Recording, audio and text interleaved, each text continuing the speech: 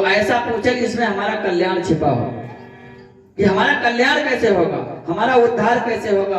हमें ये प्रश्न पूछने चाहिए, लेकिन हम वो प्रश्न पूछने लगते हैं जिससे हम अपनी बुद्धि को बढ़ाने की कोशिश करते हैं, बुद्धि को, और दूसरे की परीक्षा लिया करते हैं। तो इसलिए सुनने की कला बहुत बड़ी कला है। मैया सबरी जो हैं भगवान प्रभु श्री राम से कह रही हैं कि प्रभु बताइए 9 प्रकार की भक्ति कौन सी होती है।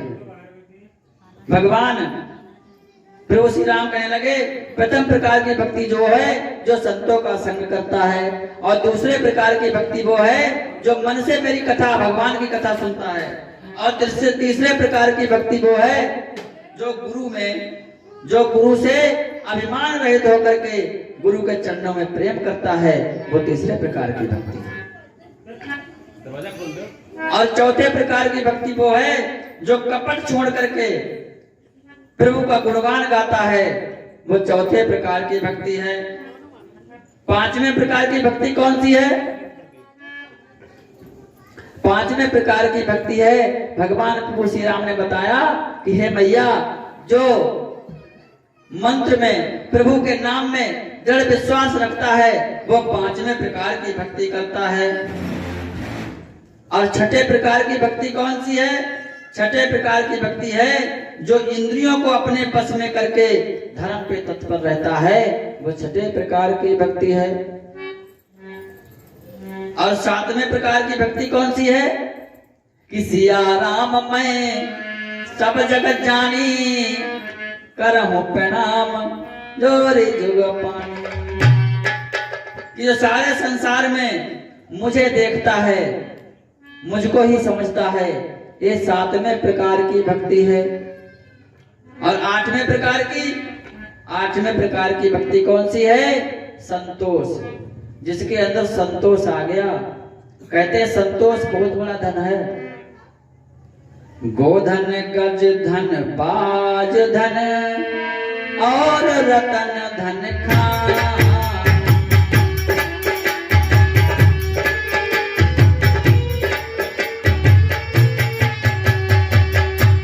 और जब आवे संतोष धन सब धन धूल समान।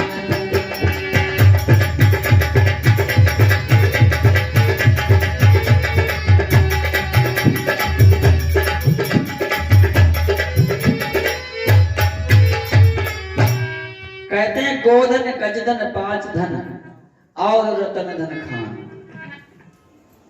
कौन से धन बड़े बताए गए हैं? गाय का धन। जिसके पास गाय है बहुत बड़ा धन है, क्योंकि गाय में हर देवता का वास है, 33 कोटि देवता का वास है। अच्छा, पहले गाय के गोबर से माताएं क्यों लीपती थी आंगन? अगर आंगन लीपो तो गाय के गोबर से ही लीपना चाहिए। क्यों? वैज्ञानिक दृष्टि से बताया जाता है गाय के गोबर में ऐसे बैक्टीरिया पाए जाते हैं जो घर में निगेटिविटी ऊर्जा होती है ना, उसको समाप्त कर देते हैं। और दूसरी बात, गाय के गोबर में पता किसका वास है? गाय के गोबर में मैया लक्ष्मी जी का वास है। जब मैया लक्ष्मी सबसे बाद में पहुंची तो सब जगह तो सब देवताओं का वास हो गया, मैया लक्ष्मी बाद में पहुंची तो कहने लगी ठीक है, हमें गाय के गोबर में ही वास दे दो। इसीलिए गाय के गोबर से घर लीपा जाता था। अब तो लीपने का कोई सवाल ही नहीं है, बस पानी मारो धुल गया है। इसलिए जब पवित्रता कहां से आएगी? जब गौ माता का गोबर नहीं पहुंचेगा आंगन में तो आंगन पवित्र कैसे होगा? तो अब तो हिसाबे किताब बदल गया है सब। बोलो वृंदावन बिहारी लाल की। इस प्रकार जिसको संतोष आ जाता है, गोधन गजधन पांच धन और रतन धन खान, और जब आवे संतोष धन सब धन धूल समा। जब संतोष आ जाता है व्यक्ति के पास में तो सब धन बेकार। संतोष का मतलब है जो मिल गया उसी में आराम, जो आ रहा है उसी में संतोष है। भगवान जितना दे रहे हैं वही बहुत है, दूसरे का देख के हमें जलना नहीं है। इस प्रकार संतोष बहुत बड़ी चीज है। और 9वें प्रकार की भक्ति कौन सी है कि सबसे सरल व्यवहार करना, ये 9वें प्रकार की भक्ति है। किसी से द्वेष भाव मत करो, सबसे प्रेम पूर्वक बोलो, सबसे प्रेम करो, ये 9वें प्रकार की भक्ति है। अगर एक व्यक्ति में एक प्रकार की भक्ति आती है तो उसमें 9 प्रकार की भक्ति समा जाती है, लेकिन एक अधिकता अधिक होती है। इसलिए आज भगवान प्रभु श्री राम मैया सबरी को समझा रहे हैं और कहने लगे कि 9 माह जिनके एक होई और नारी पुरुष सचराचर को।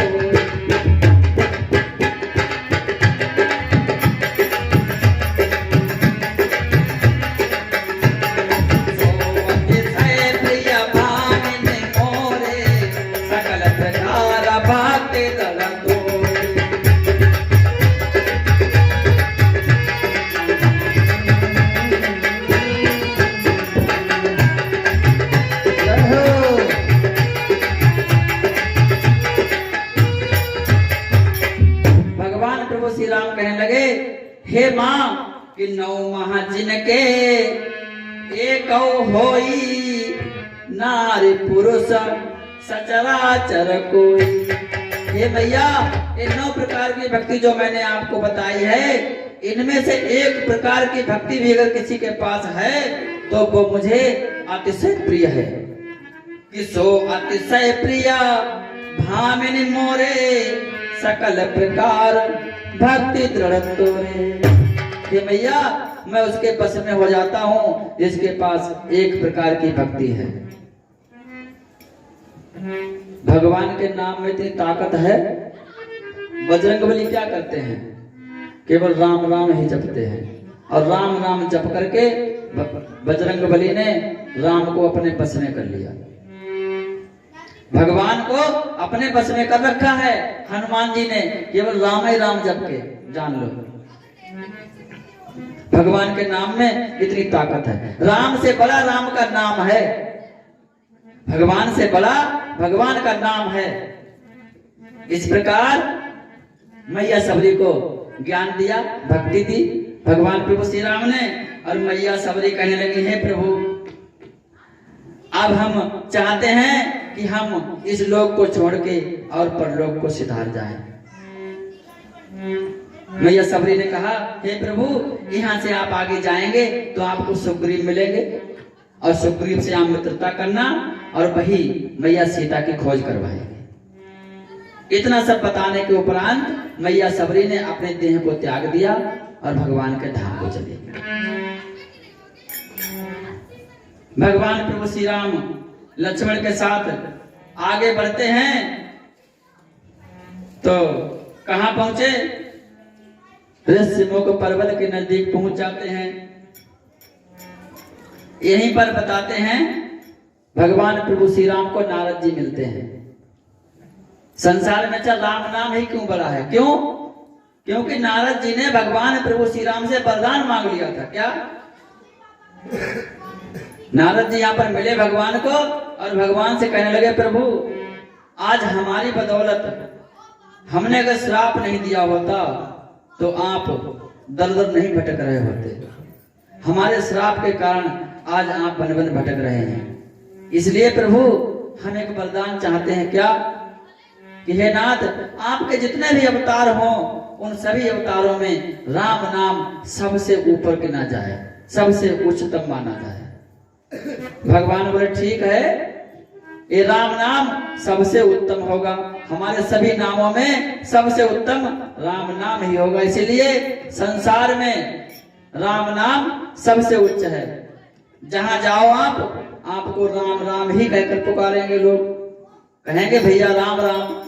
केवल वृंदावन तो एक ऐसा है जहां पर राधे राधे राधे राधे कहते हैं, अन्य हर जगह राम राम ही कहा जाता है। इधर जब देखा है सुग्रीव ने, दूतों से खबर मिली कि 2 धनुर्धर बड़े बलवान पुरुष ऋषिमुख पर्वत की ओर चले आ रहे हैं। तुरंत सुग्रीव हनुमान जी के पास जाते हैं और कहने लगे क्या कि हनुमान देखना तो जाकर, हनुमान देखना तो जाकर, दो पुरुष इधर को आते हैं।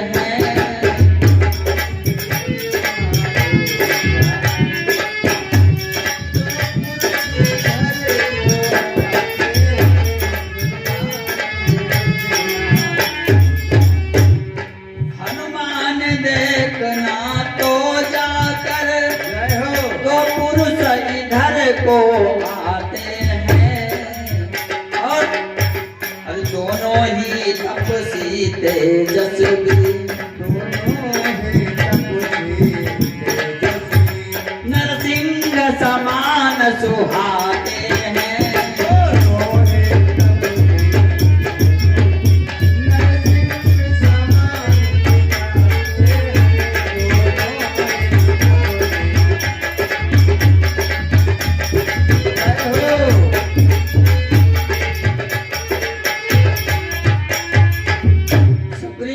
हनुमान जाओ जाकर देखो, हमने सुना है दो पुरुष बहुत बलवान हैं और चले आ रहे हैं इस तरफ, कहीं ऐसा तो नहीं उनको बाली ने भेजा हो हमें मारने के लिए।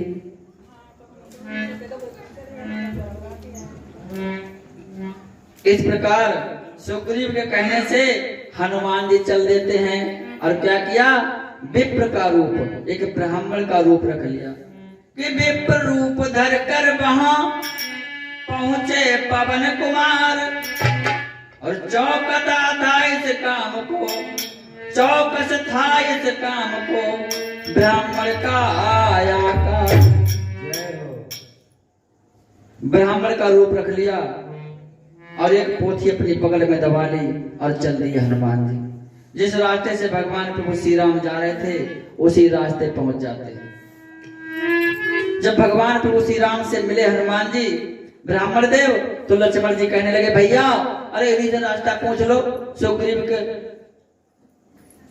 के पास कैसे पहुंचना है, ये ब्राह्मण देव हमें रास्ता बता देंगे। तो ब्राह्मण देव कहने लगे भगवान प्रभु श्री राम से जब देखा है उस अनुपम छवि को, सुंदरता को, हनुमान जी देखते ही रह गए और कहने लगे अरे कि तुम तीन देव मह को नर नारायण कहे तुम दो।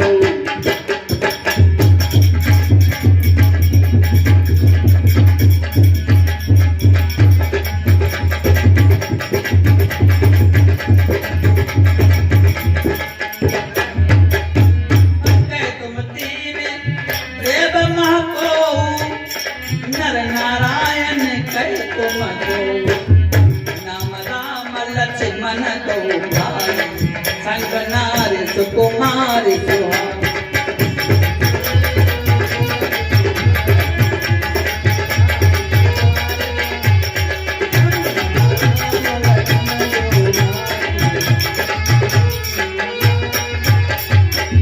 हनुमान जी ने देखा प्रभु को तो छवि को देखते ही रह गए और कहने लगे कि तुम तीन देव मह को नर नारायण कहे तुम दो।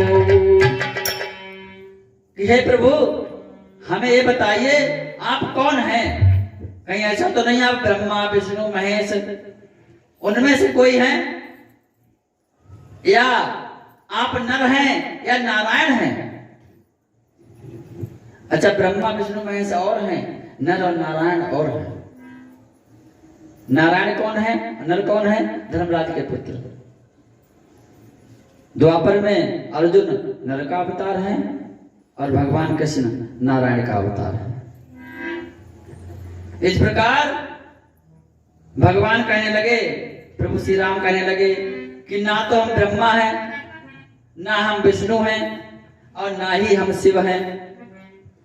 हे ब्राह्मण देव हम तो अयोध्या नरेश महाराज दशरथ के पुत्र, हमारा नाम राम है और ये हमारा भाई लक्ष्मण है।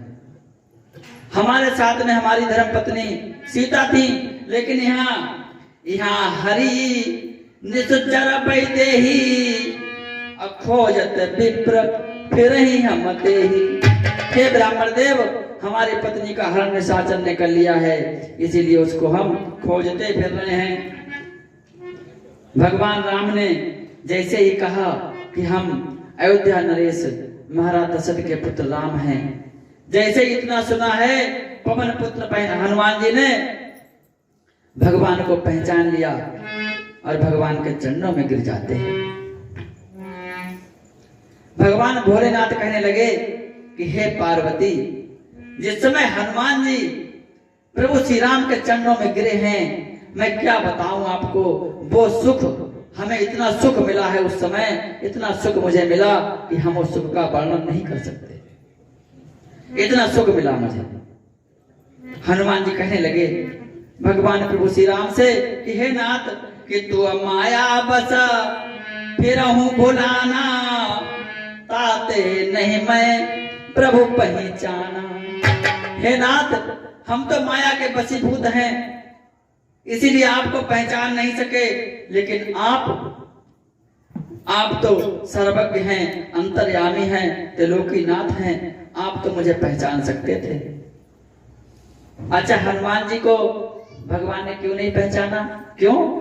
क्योंकि हनुमान जी भेष बदल के गए। जब हनुमान जी भेष बदल के गए तो भगवान ने भी अपने आप को छुपा लिया। हम सब भगवान के मंदिर जाते हैं, भगवान से के दरबार में जाते हैं मिलने के लिए, तो कैसे जाते हैं? भेष बदल के जाते हैं। अगर पूरे बन के जाएं तो भगवान हमें पहचान लेंगे और तुरंत अपना अनुभव हमें प्रदान कर देंगे, लेकिन नहीं, हम तो भेष बदल के जाते हैं। हम भगवान को धोखा देते हैं, हम भगवान को धोखा दे रहे हैं। कैसे हम भगवान को धोखा दे रहे हैं? कैसे? जैसे पंडित जी थे, पंडित जी ने सोचा, भाई उनकी कथा मानी हुई थी कि हम कथा करवाएंगे, मानी होगी कथा, सेठ जी ने कथा मानी थी कि हम कथा करवाएंगे, लेकिन समय नहीं मिला, बहुत समय बीत गया, तो सेठानी कहने लगी कथा करवाते क्यों नहीं हो, समय बीता जा रहा है, का जब मर जाओगे, भगवान का चले जाओगे, तब कथा करवाओगे, हैं? इसीलिए कथा करवा लो। सेठ जी बोले ठीक है, देखता हूं कोई पंडित जी मिल जाए। तो भाई पंडित जी से सामान लिखवा लिया कथा के लिए। तो सबसे पहले ऊपर पंडित जी ने लिखा, एक नारियल जटा वाला, लिखा एक नारियल जटा वाला। पंडित सेठ जी जो है पहुंच गए दुकान पे नारियल लेने के लिए। जब पहुंचे हैं दुकान पर नारियल लेने के लिए, उससे दुकान वाले से पूछा, महाराज नारियल कितने का है? बोला नारियल है 50 रुपए का। सेठ जी बोले भाई बहुत पैसे बता रहे हो, आप कहां से लाते हो? बोले हम तो लाते हैं लखीमपुर से। सेठ जी बोले वहां कितने का मिलेगा? तो लाला जी बोले वहां 40 रुपए का मिल जाएगा। जब वहां पहुंचे, जब लखीमपुर पहुंचे सेठ जी नारियल लेने, तो वहां जब पता किया तो वहां उसने बताया 40 रुपए का। सेठ जी बोले भाई बहुत पैसे बता रहे हो, कुछ कम करो, ऐसे काम नहीं चलेगा, ऐसे काम नहीं चलेगा, कुछ कम कर लो भाई। सेठ जी पूछने लगे अच्छा है बताओ आप कहां से लाते हो? बोले हैं हम तो लाते हैं कलकत्ता से, थोक में आते हैं ट्रक भर के वहां से। तो सेठ जी बोले भाई कितने का एक पड़ता होगा? लाला जी कहने लगे 11 रुपए का एक नारियल हमें पड़ता है। सेठ जी बोले इसीलिए लूट रहे हो सबको, है दुगने तिगने दाम ले रहे हो। सेठ जी कहने लगे हम आपके पास से नहीं लेंगे, हम कलकत्ते चले जाएंगे। सेठ जी चल दिए पैदल कलकत्ता पहुंच गए। जब कलकत्ता पहुंचे वहां पता किया भाई नारियल कितने का है? बोला 11 रुपए का। उससे पूछा आप कहां से लाते हो? बोले हम तो वहां से लाते हैं जहां नारियल की खेती होती है। सेठ जी बोले अच्छा वहीं चले जाते हैं फिर जहां खेती होती है। सेठ जी वहीं पहुंच गए बगीचे में। बैठा हुआ था भाई बगीचे का मालिक, उससे कहा सेठ जी ने कि भाई हमें एक नारियल चाहिए, कितने पैसे का दोगे? तो मालिक कहने लगा एक नारियल कितने पैसे का? अरे एक नारियल तो फ्री में है, जाओ तोड़ लो पेड़ पे चढ़ के। सेठ जी दौड़े और जा करके पेड़ पे चढ़ गए बड़े खुशी के कि फ्री मिल रहा है। चढ़ गए नारियल के पेड़ पे, नारियल तोड़ लिया। और जब नारियल तोड़ लिया, जैसे ही नीचे को देखा तो नारियल का पेड़ बहुत ऊंचा होता है। जैसे नीचे को देखा, सेठ जी के हाथ पैर सब कांपने लगे और कहने लगे, हे भगवान, अगर यहाँ से नीचे उतर जाते तो हम 11 ब्राह्मणों को भोजन कराते। इतना कहकर धीरे धीरे नीचे उतरने लगे। जब थोड़ा उतरे तो सेठ जी बोले 11 नहीं तो हम 9 ब्राह्मण खिला देंगे। जब थोड़ा और नीचे उतरे तो बोले 9 नहीं तो कम से कम 5 ब्राह्मण खिला देंगे। और जब बिल्कुल नीचे आ गए तो कहने लगे, भाई 5 नहीं तो 1 ब्राह्मण को तो हम अवश्य ही भोजन खिला देंगे। इस प्रकार सेठ जी जो हैं वो नारियल लेकर के अपने घर आ जाते हैं। बोले वृंदावन बिहारी लाल की जय हो, बोले शंकर भगवान की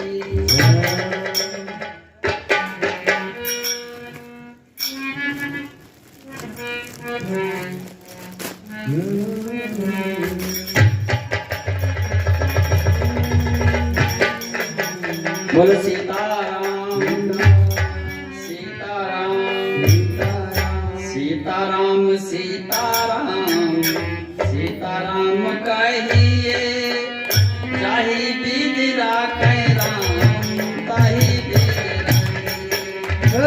सीताराम सीताराम सीताराम कहिए, जाहि विधि राखे राम ताहि वेद रहे।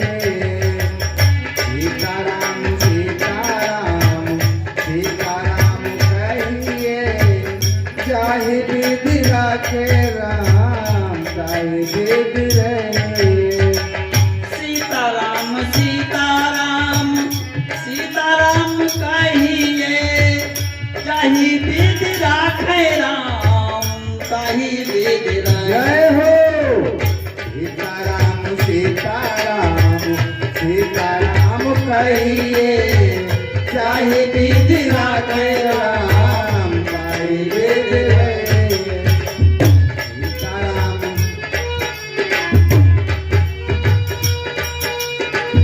चाहे विधि राखे राम ताहि वेद रहे।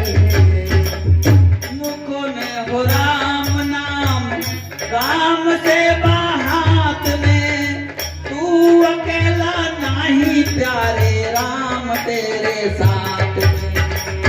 मुख में हो राम नाम, ओ तू अकेला ही नहीं है, राम तेरे साथ में। विधि का विधान जान, हानि लाभ सहिए, जाहि विधि राखै राम ताहि वेद रहिए। सीताराम सीताराम सीताराम कहिए, जाहि विधि राखै राम ताहि वेद रहिए। सीताराम सीताराम सीताराम कहिए, चाहे विधि राखे राम ताहि वेद रहिए। जाहि विधि राखै राम ताहि वेद रहिए। बोलो श्री रामचंद्र भगवान की जय हो बोलो वृंदावन बिहारी लाल की जय हो। तो सेठ जी जो हैं वो नारियल लेके अपने घर आ जाते हैं और ढूंढने लगे कि कोई एक ब्राह्मण मिल जाए, कैसा, जो केवल भोजन करता ना हो, देख लेता हो और उसका पेट भर जाता हो, यानी खाए ना, खाली देख करके ही उसका पेट भर जाए। ऐसे ब्राह्मण को ढूंढने लगे। खोजते खोजते एक ब्राह्मण के पास पहुंचे और वो पंडित जी भी बहुत चालाक, सेठ जी से भी ज्यादा चालाक। जब पंडित जी के पास पहुंचे सेठ जी और कहने लगे, भाई हमें कथा करवानी है, क्या सामान लगेगा? पंडित जी बोले अरे कोई सामान नहीं लगेगा, बस खाली यहाँ बैठ जाना, समझो कथा हो गई। सेठ जी बोले भोजन, भोजन क्या बनवाए आपके लिए, आप क्या भोजन करोगे? पंडित जी बोले हम भोजन करते थोड़ी हैं, हम तो खाली देखते हैं, बस देखने में पेट भर जाता हमारा तो। सेठ जी बोले ये बहुत अच्छी बात है, ऐसे ही ब्राह्मण को तो हम ढूंढ रहे थे। सेठ जी कहने लगे देखो सुबह आ जाना हमारे घर पे, हम तो चले जाएंगे दुकान पे, हमें दुकान खोलनी है, सेठानी मिलेगी घर पे, और सेठानी को कथा सुना देना, और जो जरूरत हो सामान तो सेठानी से मांग लेना। बोले ठीक। सेठ जी ने आकर सेठानी से कहा कि सुबह पंडित जी आएंगे और जो भी सामान मांगे पंडित जी को दे देना। सेठ जी तो चले गए दुकान पे। पंडित जी ने क्या किया, एक ठिलिया किराए पे की बड़ी वाली, और उस ठिलिया को लेकर के पहुंचे सेठ जी के घर। जाकर कथा सुनाई। सेठानी ने पूछा महाराज दक्षिणा? तो पंडित जी कहने लगे सेठ जी क्या कह गए थे? सेठानी बोली सेठ जी कह गए थे कि पंडित जी जो मांगे सामान तो दे देना। तो पंडित जी कहने लगे फिर एक बोरी आटा और एक बोरी चावल दे दो। एक बोरी आटा और एक बोरी चावल ठेलिया पे लाद लिया, एक टीपा घी है, एक टीपा घी, एक टीपा तेल, ऐसे करके और 5100 रुपए दक्षिणा ले ली, और पंडित जी चले गए अपने घर। पंडित जी सोचने लगे सेठ जी आएंगे जरूर, पक्का आएंगे सेठ जी, हमें पता है। पंडित जी अपने घर चले गए। इधर जब सेठ जी आए, सेठानी ने बताया, पूछा भाई पंडित जी क्या क्या ले गए इंतजाम? जैसे सेठानी ने बताया है, 2-3 झापड़ सेठानी को मारे, सेठ जी ने खींच गए। अरे तूने बर्बाद कर दिया मुझे, जितना हमने कमाया तूने सब बांट दिया एक दिन में। सेठ जी दौड़े हैं वहां से और पहुंचे पंडित जी के घर। जब पंडित जी के घर पहुंचे तो पंडित जी ने अपने घर में अंदर से कुंडी लगा ली थी, और पंडितानी से कहा देखो सेठ जी आएंगे, ध्यान रखना। जैसे जाकर सेठ जी ने कुंडी बजाई दरवाजे पे, पंडित जी समझ गए सेठ जी आ गए। पंडित जी ने क्या किया, तुरंत अपने बरामदे में लेट जाते हैं, उत्तर दक्षिण को पैर करके, दक्षिण को पैर कर दिए, उत्तर को सर कर दिया, और सफेद चद्दर ओढ़ ली और सो गए। पंडितानी को समझा दिया पहले ही कि देखो सेठ जी आएंगे तो रोने चिल्लाने लगना और कहना कि हमारे पंडित जी मर गए। पता नहीं क्या खिला दिया, क्या मिला के खिला दिया भोजन में कि हमारे पंडित जी मर गए। अब भाई जैसे सेठानी ने, जैसे पंडितानी ने कुंडी खोली दरवाजे की, देखे क्या कि सेठ जी खड़े हैं। पंडितानी रोने चिल्लाने लगी और देखा कि सेठ जी 2-3 तोला की सोने की चैन पहने हुए हैं। पंडितानी ने क्या किया, उनकी चैन पकड़ के लटक गई और वो चैन भी तोड़ ली, वो चैन भी तोड़ ली सेठ जी की, और चिल्लाने लगी अरे सेठ जी पता नहीं क्या खिला दिया आपने भोजन में, हमारे पंडित जी मर गए, अब हम क्या करेंगे, हम तो कहीं के नहीं रहे, और अब हम जा रहे हैं, हम आपके नाम से रिपोर्ट दर्ज करेंगे थाने में। सेठ जी सोचने लगे तो बहुत, ये सही नहीं हुआ, अब क्या करें, अब तो उल्टे चक्कर में फंस गए सेठ जी। तो सेठ जी ने कुछ और दक्षिणा दी पंडितानी को, तब जाकर के सेठ जी के प्राण बचे हैं। बोलो श्री रामचंद्र भगवान की। इस प्रकार कहते हैं कि हम लोग भेष बदलकर भगवान के पास जाते हैं, इसीलिए भगवान हमें प्राप्त नहीं होते। और भगवान को माया तो बिल्कुल पसंद नहीं है। कहते हैं अगर भगवान की प्राप्ति करना चाहोगे, और जिन्होंने भगवान को प्राप्त किया है, नरसिंह मेहता बहुत बड़े सेठ थे, और जब भगवान की प्राप्ति हुई है तो भगवान पहले पता क्या करते हैं, अपने भक्तों को, जिस समय भगवान की तरफ आप बढ़ोगे, भगवान से प्रेम करोगे, उनके चरणों में ध्यान लगाओगे, तो सबसे पहले आपको कष्ट देना शुरू कर देंगे। जान लो अगर आपके ऊपर कष्ट पड़ने लगे तो जान लो भगवान की कृपा बरस रही है। अगर आपके ऊपर कष्ट पड़ने लगे तो जान लो कि भगवान की कृपा बरसने लगी, अब भगवान कृपा कर रहे हैं।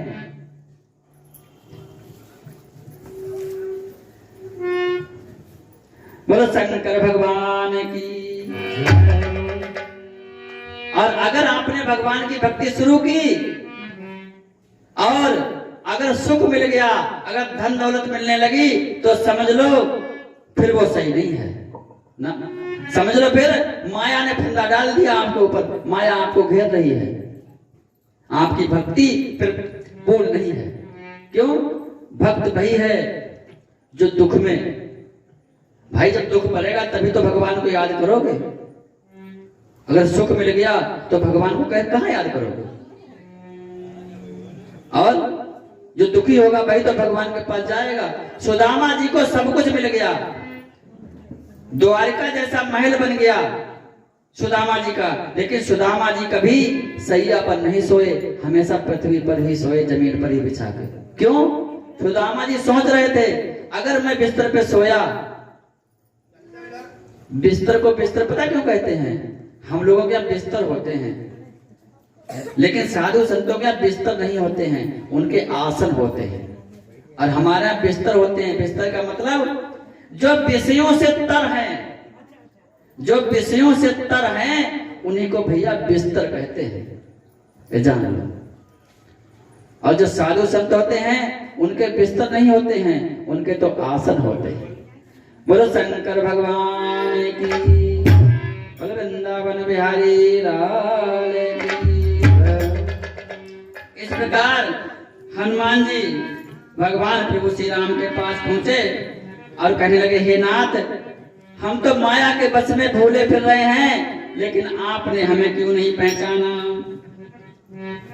और कहने लगे हनुमान जी कि श्री महाराज हम बानर हैं, श्री महाराज हम बानर हैं, ब्राह्मण शरीर का धोखा है।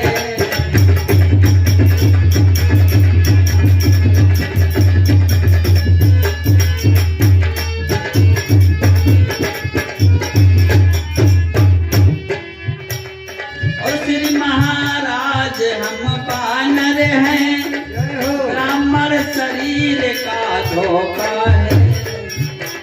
और सुग्रीव यहीं पर रहता है, यहीं पर रहता है, जो हम लोगों का राजा है।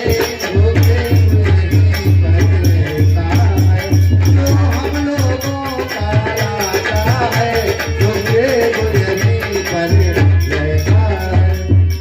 हनुमान जी ने पूरा वृत्तांत भगवान प्रभु श्री राम को बताया, सारी कथा, और कहा, हे नाथ, चल करके सुग्रीव का उद्धार कीजिए। तुरंत हनुमान जी ने भगवान प्रभु श्री राम और भैया लक्ष्मण को अपने कंधे पर बिठा लिया कि कहाँ है ऐसे भक्त जगत में और कहाँ ऐसे भगवान, कंधे पर दो वीर बिठा कर चले वीर हम। हनुमान जी ने भगवान प्रभु श्री राम को अपने कंधे पर बिठा लिया और चल देते हैं और जाकर के सुग्रीव और भगवान प्रभु श्री राम की मित्रता कराते हैं। जब मित्रता हो गई, उसी समय भगवान प्रभु श्री राम ने सुग्रीव से पूछा कि हे सुग्रीव, क्या आपने किसी स्त्री को यहाँ से जाते हुए देखा है? एक निशाचर जो है, राक्षस, हमारी पत्नी का हरण करके ले गया है। सुग्रीव कहने लगे, हे नाथ, एक दिन की बात है, हम इस पर्वत पर बैठे हुए थे और हमने देखा क्या कि गंगन पंथ देखी मैं जाता, परबस परी बहुत बिल खाता। आकाश मार्ग से एक दैत्य किसी स्त्री को लेकर के जा रहा है, वो बहुत चिल्ला रही है, बहुत रो रही है, विलाप कर रही है और राम राम कह करके पुकार रही है।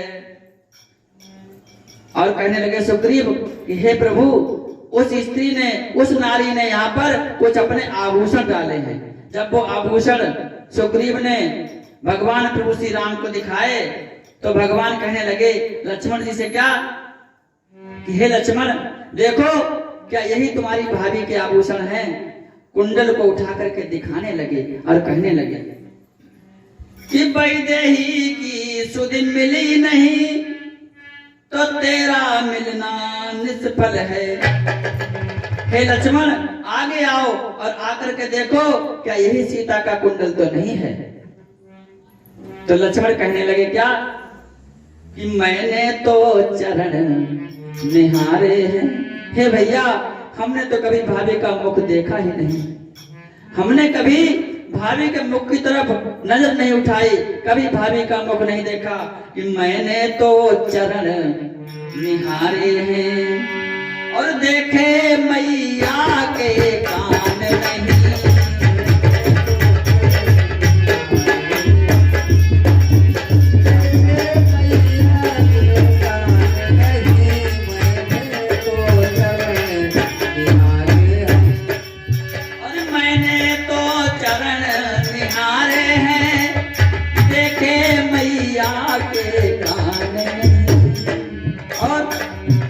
मैं तो बिच्छुओं का सेवक हूँ, मैं तो बिच्छुओं का सेवक हूँ, कुंडल की पहचान नहीं।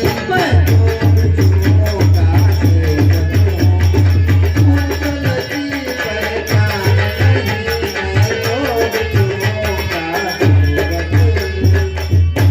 लक्ष्मण जी कहने लगे भैया, हमने कभी भाभी के मुख को नहीं देखा, हमने तो हमेशा भाभी के चरणों को देखा है, क्योंकि जब मैं उनके चरणों को छूता था तब मुझे ये बिछिया जो हैं यही नजर पड़ते थे। इसलिए भैया ये बिछिया जो है ना, ये भाभी के ही हैं, लेकिन कुंडल की पहचान मैं नहीं बता सकता। सुग्रीव भगवान राम से कहने लगे कि हे प्रभु आप चिंता ना करें, मैं मैया सीता का पता लगाऊंगा। कि तो सका वचन सुने हर से कृपा सिंधु बल शिव, कारण कवन पसहुवन मोसन कहो सुग्रीव। ऐसे जब वाक्य सुने हैं सुग्रीव के, भगवान प्रभु श्री राम बहुत प्रसन्न हुए और कहने लगे कि हे मित्र, हमें पहले ये बताओ कि आप यहाँ पर्वत पर क्यों रहते हो? अपने राज्य को छोड़ करके आप यहाँ जंगल में क्यों रहते हो? सुग्रीव ने सारा वृतांत बता दिया, जिस कारण सुग्रीव पर्वत पर रहते थे बाली की डर की वजह से। भगवान प्रभु श्री राम ने कहा सुग्रीव से, हे सुग्रीव, मैं बाली को एक ही बाण से मार दूंगा। लेकिन सुग्रीव को विश्वास नहीं हुआ, क्योंकि बाली बहुत बलवान था। जो उसके सम्मुख युद्ध करने के लिए जाता था, उसकी आधी शक्ति बाली के अंदर चली जाती थी, क्योंकि सुग्रीव को एक सूर्यदेव ने एक माला दी थी। जब वो माला पहन के किसी से युद्ध करता था तो उसकी आधी शक्ति जो थी वो बाली के अंदर समा जाती थी। इस प्रकार बाली बहुत बलवान था। और 7 ताड़ के वृक्ष थे, 7 ताड़ के वृक्ष खड़े हुए थे। बाली को श्राप था कि जो इन 7 ताड़ के वृक्षों को एक ही बाण से भेदेगा, एक ही बार में काटेगा, वही तेरा वध करेगा। भैया प्रसाद ले। तो भगवान प्रभु श्री राम ने सुग्रीव को भरोसा दिलाने के लिए उन 7 ताड़ के वृक्षों को एक ही बाण से भेद दिया, एक ही बाण से काट दिया। अब जाकर के विश्वास हुआ सुग्रीव को कि हाँ, प्रभु श्री राम बाली का वध कर पाएंगे। बोलो शंकर भगवान की, बोलो वृंदावन बिहारी लाल की जय हो।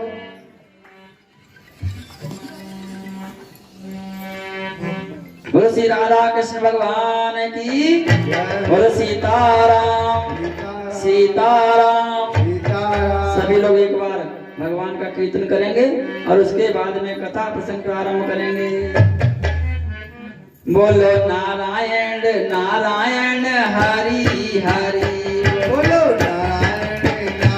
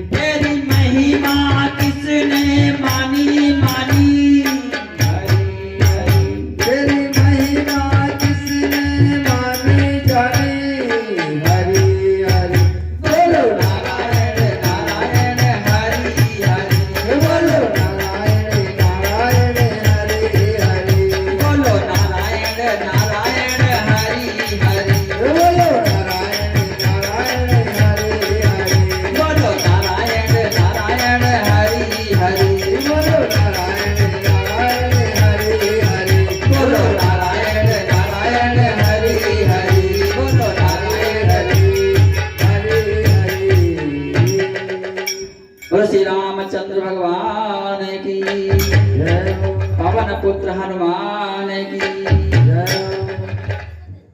इस प्रकार भगवान प्रभु श्री राम ने सुग्रीव को विश्वास दिलाया और कहा जाओ अब जाकर के बाली को युद्ध के लिए ललकारो। सुग्रीव भगवान प्रभु श्री राम के कहने से जाते हैं और जाकर बाली को युद्ध के लिए ललकारते हैं। लेकिन तारा जो है, तारा ने बहुत समझाया बाली की पत्नी ने बाली को कि जिनसे आप युद्ध करने के लिए जा रहे हैं, सुग्रीव से आप युद्ध करने के लिए जा रहे हैं, लेकिन आपको नहीं पता, मुझे पता है कि जिन जो दो पुरुष दो वीर सुग्रीव से आकर के मिले हैं वो साक्षात भगवान हैं, साक्षात नारायण का अवतार हैं, ऐसा हमने सुना है। इसलिए हे नाथ आप सुग्रीव से युद्ध मत करो, कहीं ऐसा ना हो कि आप उनके हाथों मृत्यु को प्राप्त हो। बाली को तो अहंकार था और कहते हैं अहंकार ही मनुष्य के विनाश का कारण होता है, अहंकार ही मनुष्य के पतन का कारण होता है। सहारा कहते हैं सहारा अगर लेना है तो भगवान का लो, सहारा तो स्वयं का भी नहीं लेना चाहिए, सहारा तो स्वयं का भी नहीं रखना चाहिए। अगर सहारा लेना है तो परमात्मा का लो। जैसे माता द्रौपदी, मैया द्रौपदी का जब चीर हरण हुआ तो मैया द्रौपदी ने सोचा कि हमारे तो 5-5 पति बलवान हैं, हमारे तो 5-5 पति बलवान हैं, अर्जुन गांडीवधारी, भीम गदाधारी, इनके रहते हुए हमारे साथ दुष्टता कौन कर सकता है।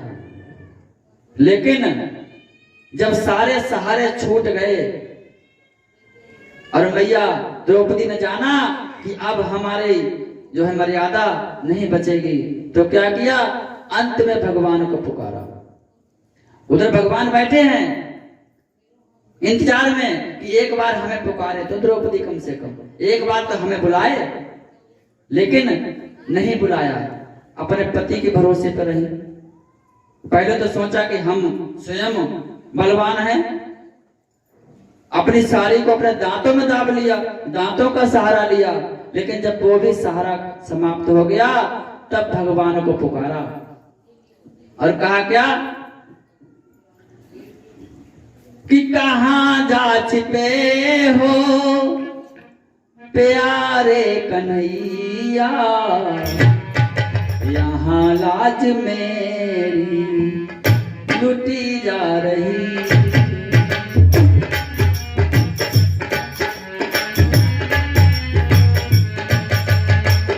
अरे कहाँ जा छिपे हो प्यारे कन्हैया, यहाँ लाज मेरी लुटी जा रही।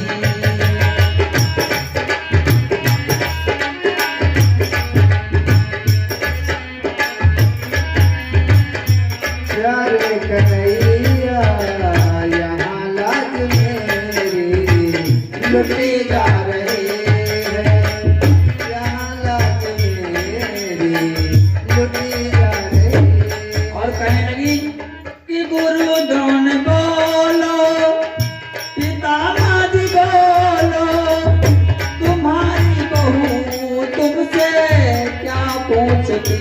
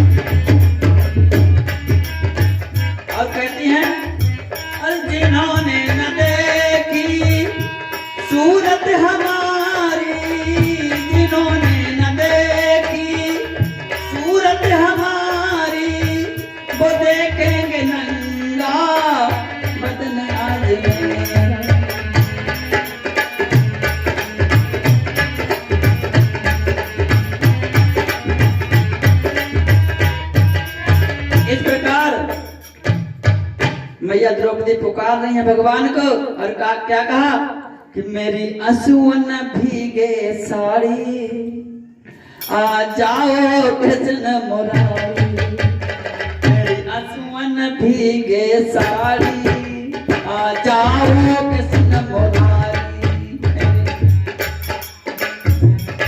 और मेरी असुवन भीगे साड़ी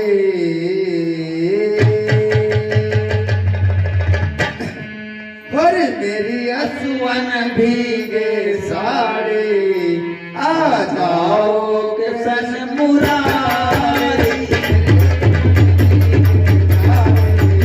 आ जाओ कृष्ण मुरारी, मेरी असुवन भीगे साड़ी आ जाओ कृष्ण मुरारी। मेरी असुवन भीगे।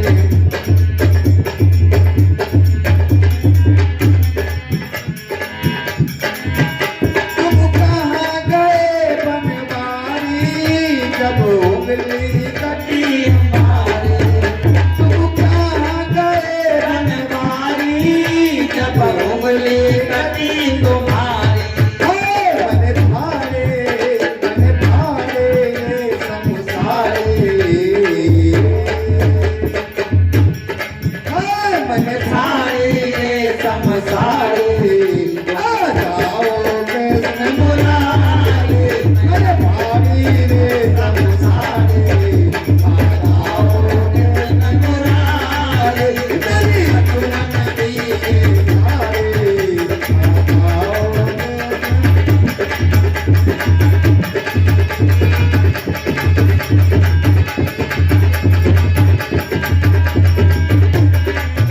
मेरी असुवन भीगे साड़ी आ जाओ कृष्ण मुरारी, मेरी असुवन भीगे सारी आ जाओ कृष्ण मुरारी।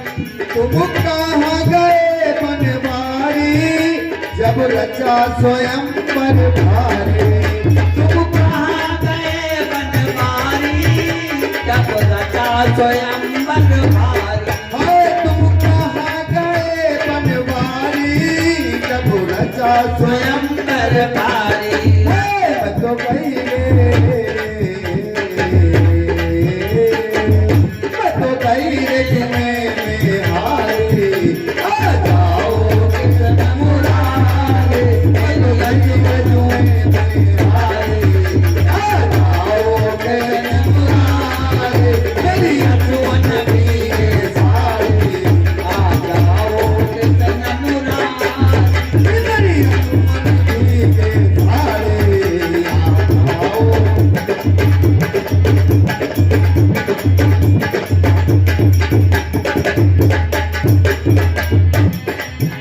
मेरी असुवन भीगे, मेरी असुवन भीगे साड़ी आ जाओ।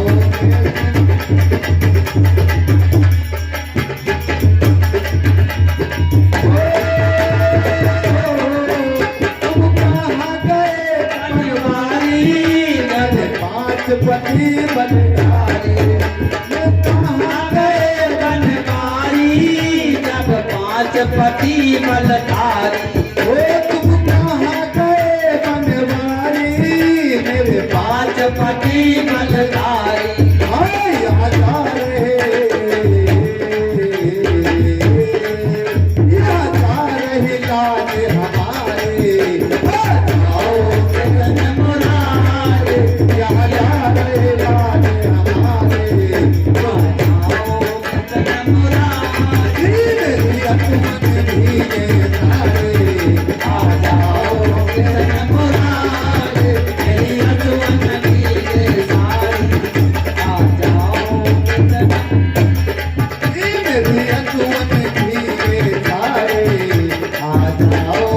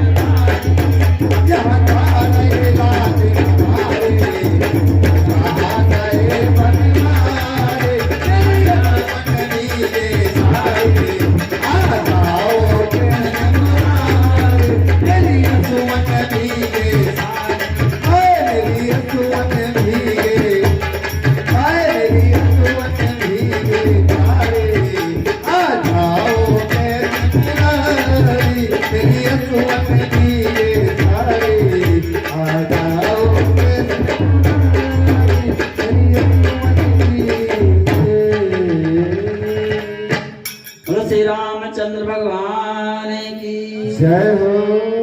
तो मेरी असुवन भीगे साड़ी आ जाओ कृष्ण मुरारी। जब द्रौपदी रोई है और रो करके भगवान को पुकारा है, नेत्रों से जल गिरा है, तब कन्हैया दौड़े। इसीलिए हमें भगवान कब मिलेंगे?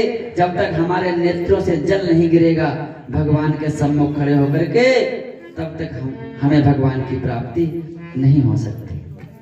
भगवान से इतना प्रेम हो जाए हमें कि हम भगवान की छवि को देखें, भगवान की सूरत को देखें, भगवान की मूर्ति को देखें, भगवान के विग्रह को देखें, तो हमारे नेत्रों से जल बहने लगे। इतना प्रेम हो जाए हमें परमात्मा से, ईश्वर से, तब जाकर के हमें भगवान मिलेंगे, अन्यथा हमें भगवान नहीं मिलेंगे। हम प्रेम तो संसार से करते हैं, भगवान से नहीं करते, इसीलिए भगवान हमें मिलते नहीं है। भगवान हमारे पास ही हैं। भगवान हमारे कितने पास हैं? केवल एक पर्दा है बीच में, बस केवल एक पर्दा बीच में है, बस उस पर्दे को हटाना हमें है कि भगवान हमें प्राप्त हो जाएंगे। वो माया का पर्दा पड़ा हुआ है हमारे बीच में, हमारे हृदय में, इसीलिए भगवान हमें प्राप्त नहीं होते। इसीलिए हम कहते हैं हाथ जोड़ के सभी लोग, क्योंकि हमारा सबका जन्म, कथा तो एक माध्यम है, हमारा उद्देश्य है कि आप लोगों से हम कहें कि सब लोग भगवान का खूब नाम जपा करो, समय निकाल कर।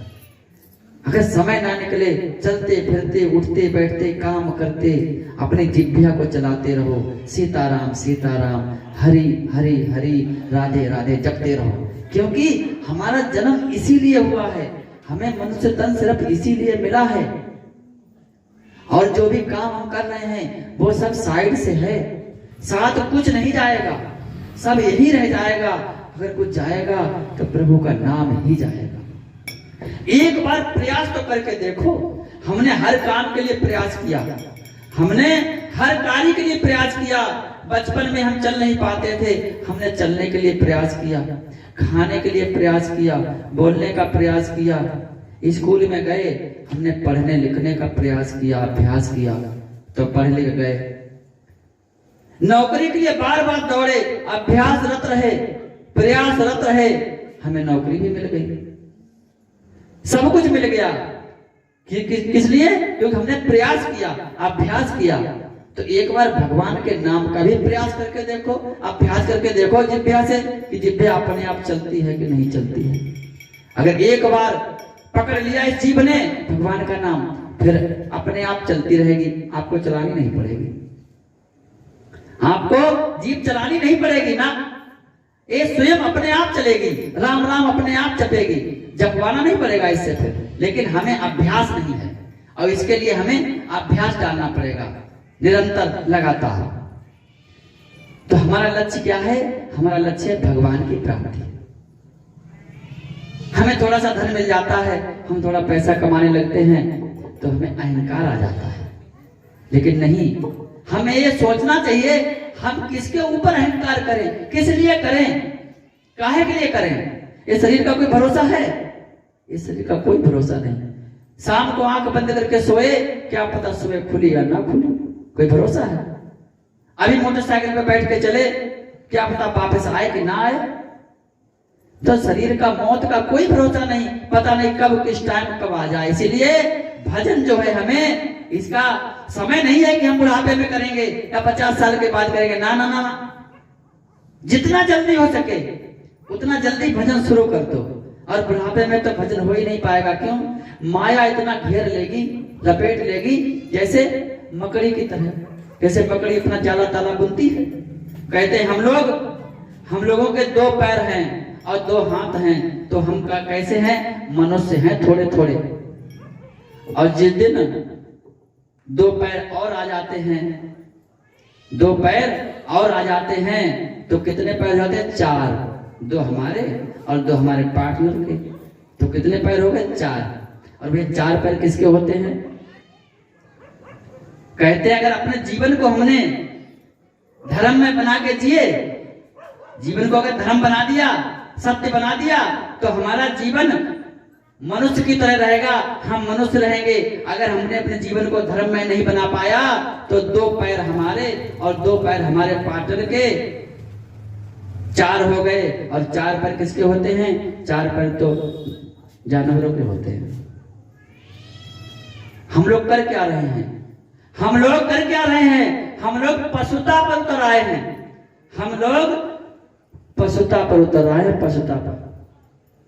जैसा पशु व्यवहार करते हैं वैसा ही हम करते हैं। 4 काम जानवर कर रहे हैं, 4 काम हम कर रहे हैं।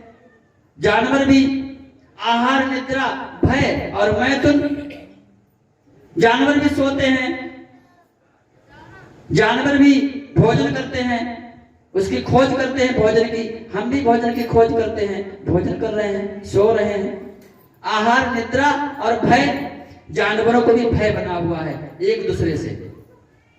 हर छोटे व्यक्ति को बड़े व्यक्ति से भय बना हुआ है। छोटे जानवर को बड़े जानवर से भय है कि हमें खा ना जाए, हमें मार ना दे।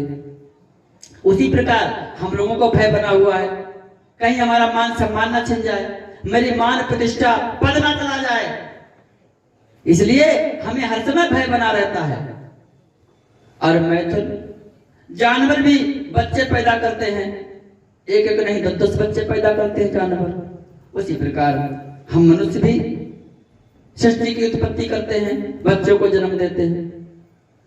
तो वो 5वां काम कौन सा है जो जानवर नहीं कर सकते, हम कर सकते हैं?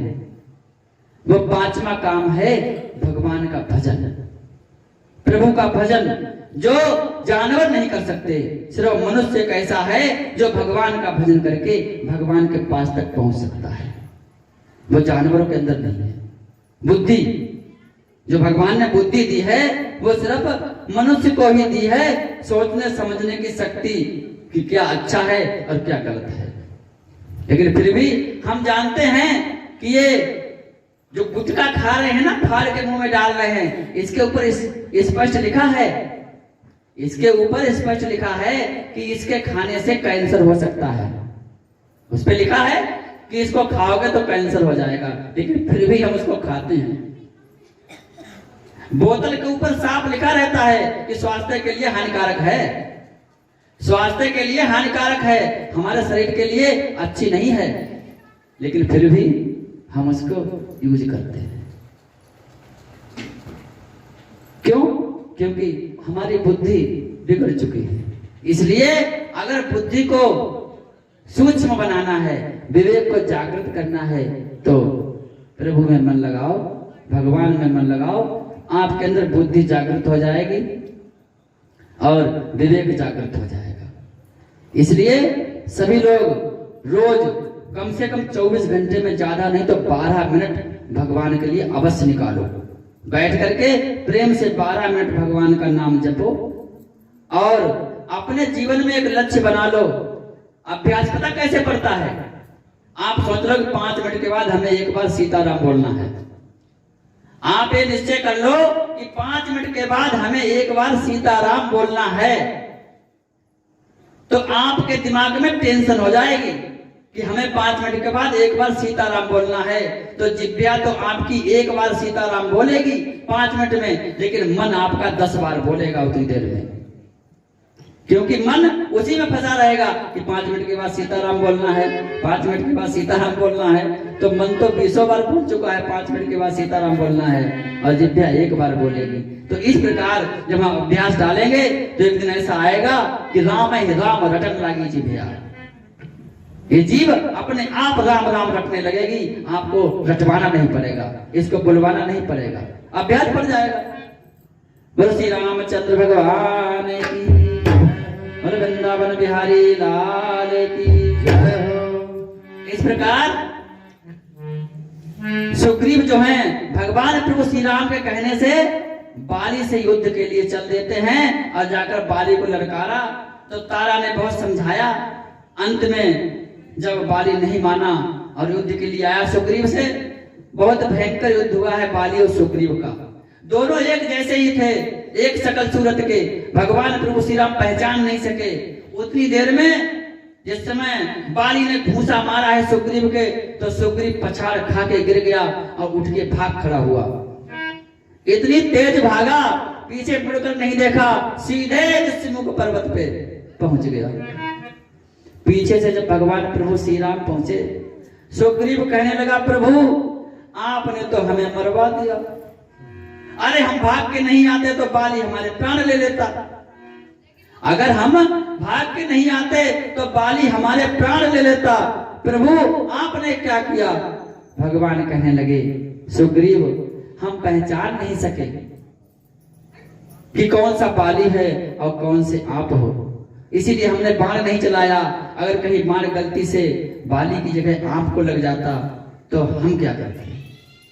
हमें तो कलंक लग जाता कि राम ने अपने मित्र का वध कर दिया, इसीलिए हमने आपको बाण नहीं मारा। इतना कहकर भगवान प्रभु श्री राम ने जैसे ही अपना हाथ घुमाया है सुग्रीव के ऊपर, सुग्रीव का सारा दर्द जाता रहा। फिर से नई शक्ति जागृत हो गई। दोबारा भगवान प्रभु श्री राम ने फिर भेज दिया है युद्ध के लिए। अब जैसे ही सुग्रीव पहुंचे हैं युद्ध के लिए, बाली सुग्रीव का युद्ध हुआ। भगवान प्रभु श्री राम ने मौका पाकर बाली का वध कर दिया, उसके बाण मार दिया। जैसे ही बाली के बाण लगता है, गिर जाता है बेचारा, कराहने लगा। भगवान प्रभु श्री राम उसके पास में पहुंचे तो बाली कहने लगा कि हे नाथ, आपने हमें क्यों मारा? आपके लिए तो सारा संसार समान है, आपके लिए जैसा मैं हूं वैसे ही आपके लिए सुग्रीव है, फिर आपने मुझे क्यों मारा? और कहने लगा कि मैं बैरी सुग्रीव प्यारा। हे नाथ, मैं बैरी सुग्रीव प्यारा, कारण कवन नाथ मोहि मारा।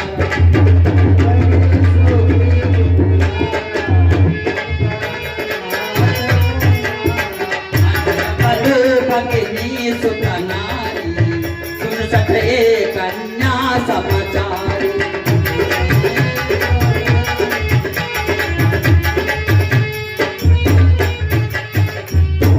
जैसे ही बाली ने कहा है कि हे नाथ, आपने मेरा वध क्यों किया? सुग्रीव आपको इतना प्यारा हो गया और मैं बैरी हो गया। भगवान कहने लगे, अरे दुष्ट, मैंने इसलिए तेरा वध नहीं किया। पता है मैंने तेरा वध क्यों किया? बाली बोला, प्रभु मेरा वध क्यों किया? भगवान कहने लगे, अरे दुष्ट, तूने अपने भाई की पत्नी को जबरदस्ती बलात् अपने घर पे रखा हुआ है, जबरदस्ती अपने घर पे रखा हुआ है। अपने भाई की पत्नी को छीन लिया तूने। और पता है छोटे भाई की पत्नी कौन होती है?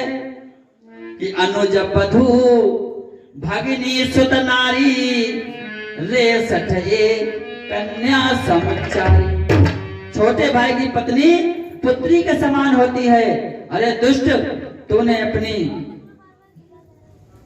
अनुज बधू को जबरदस्ती अपने पास रखा है, इसलिए जो अपने भाई की पत्नी पर बुरी दृष्टि डालता है वो कन्या के समान होती है, उसका वध करने में कोई दोष नहीं।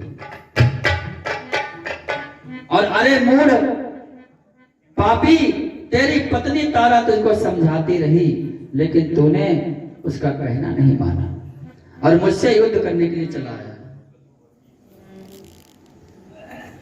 बाली की आंखें खुल जाती हैं कि उगर विमल बिलोचन ही के। आज बाली के अंदर के नेत्र खुल गए, हे के हृदय के नेत्र खुल गए। भगवान को पहचान लिया और चरण पकड़े लिए। बोला, प्रभु हमें क्षमा कर दो, हमसे बहुत बड़ा अपराध हुआ है। तब भगवान प्रभु श्री राम कहने लगे, क्या? कि अचल करऊं तनो राखहु प्राणा, बाली कहा सुनो कृपा निधान। भगवान कहने लगे, हे बाली, अगर जीवित रहना चाहते हो तो मैं तुम्हें अचल कर देता हूं, पुनः जीवित कर दूंगा, अमर कर दूंगा।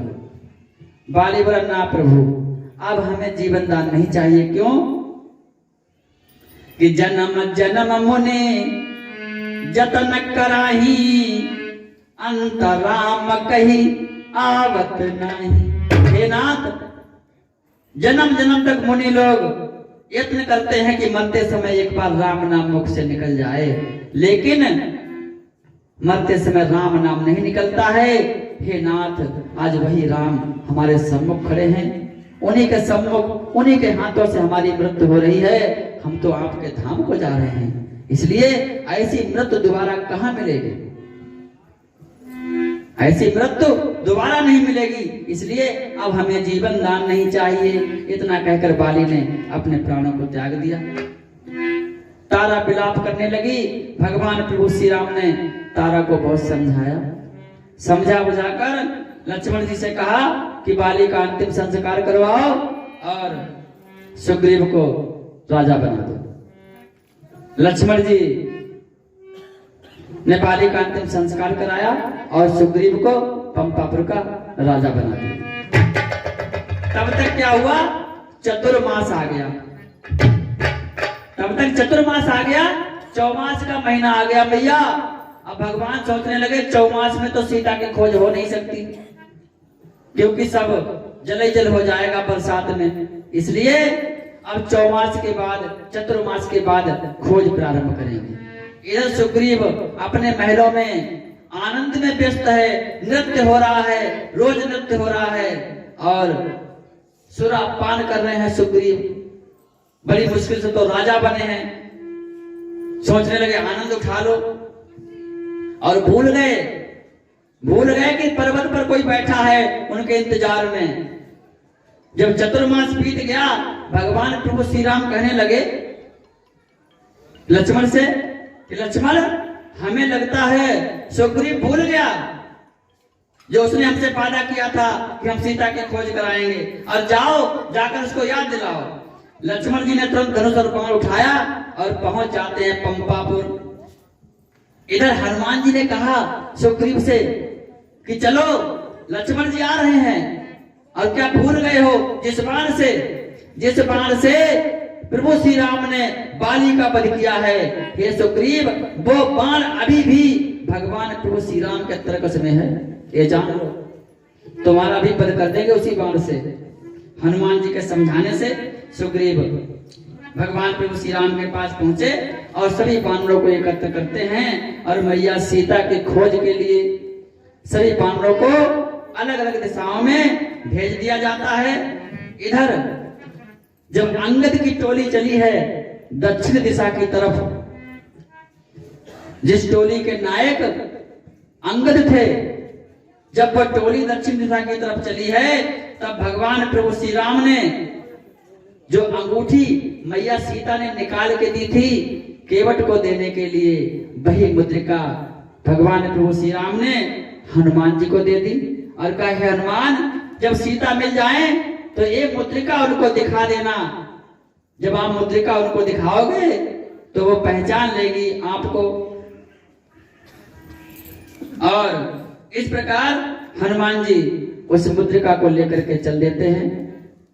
रास्ते में बहुत प्यास लगती है, बहुत भूख लगती है सभी वानरों को, तो क्या देखा, एक बहुत सुंदर सी गुफा है।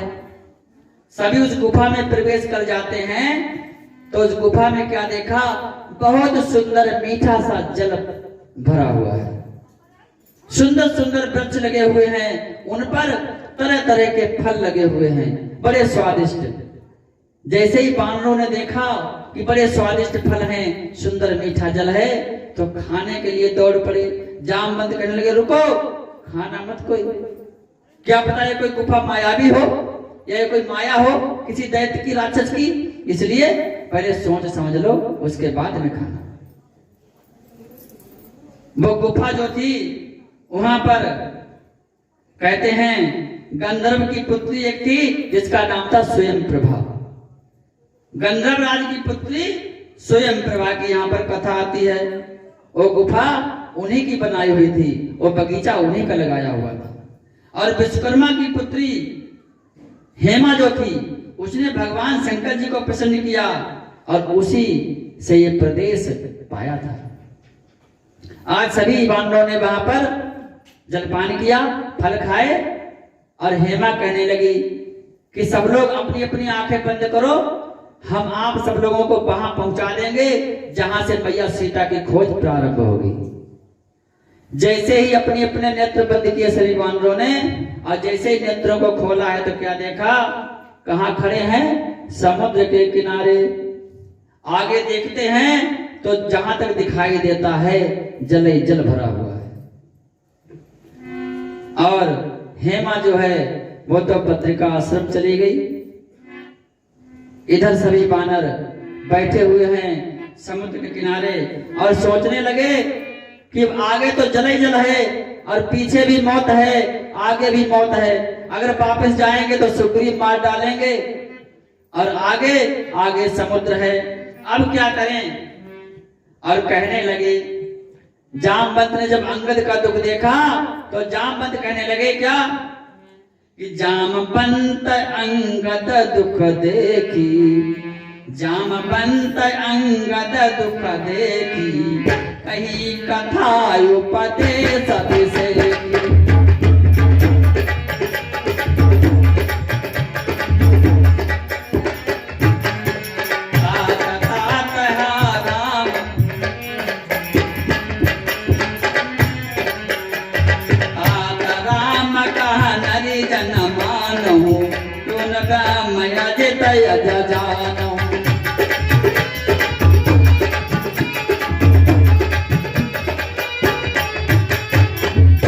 अंगद कहने लगे जामवंत से कि हे जामवंत जी, हमें लगता है अब हमारी मृत्यु निश्चित है। जामवंत कहने लगे अंगद, अपना धीरज क्यों खो रहे हो, कम से कम धीरज तो रखो कि जामवंत अंगद दुख देखी और कही कथा उपदेश अभिषेकी। उपदेश देने लगे जामवंत और कहने लगे, हे अंगद, जिन्हें तुम साधारण मनुष्य समझ रहे हो, राम को वो साधारण मनुष्य नहीं है, वो तो नारायण का अवतार हैं और इसलिए हम राम के काम से आए हैं, हमारा कार्य अवश्य पूरा होगा।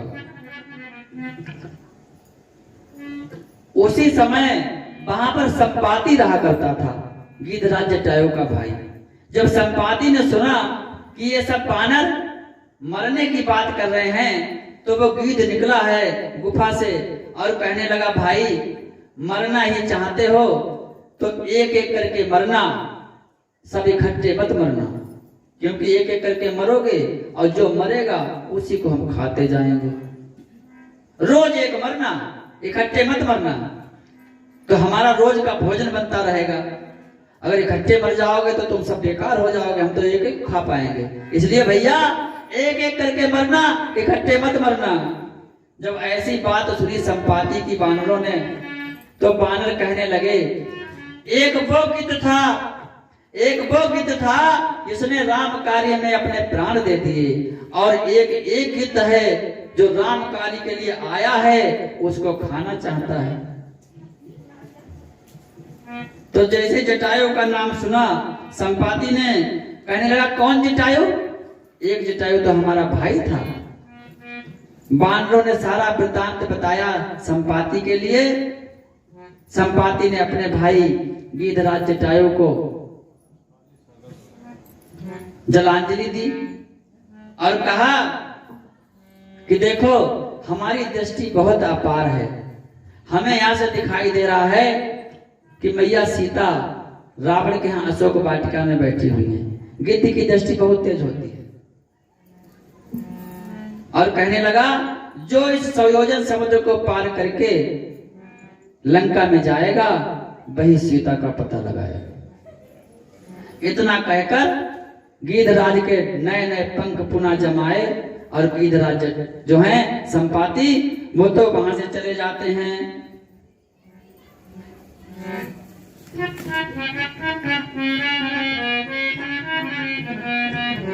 वो तो वहां से चले जाते हैं संपाति। इधर वानर सोच रहे हैं कि अब समुद्र पार करके कौन जाएगा, समुद्र पार करके कौन जाएगा।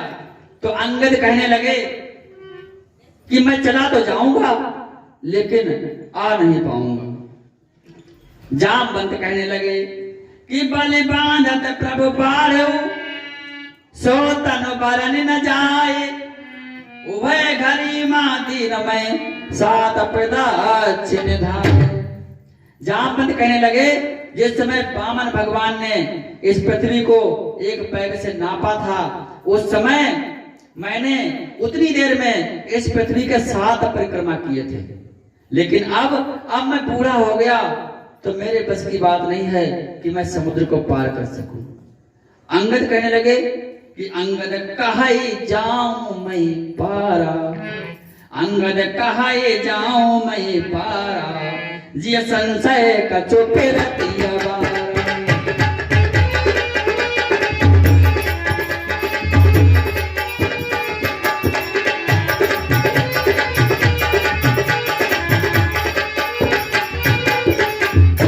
अरे अंगद कहाई जाऊं मैं पारा, जिय संशय कछु फिरति अबारा।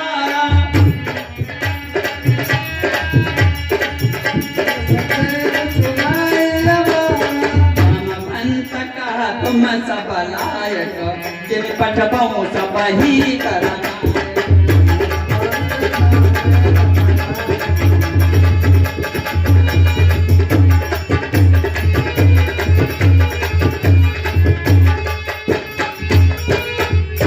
बोलो श्री रामचंद्र भगवान की, बोलो सीताराम सीताराम सीताराम सीताराम श्री राम श्री राम जय राम जय राम जय जय राम जय जय राम श्री राम श्री राम जय राम जय राम जय जय राम। जय जय राम। बोलो वृंदावन बिहारी लाल की।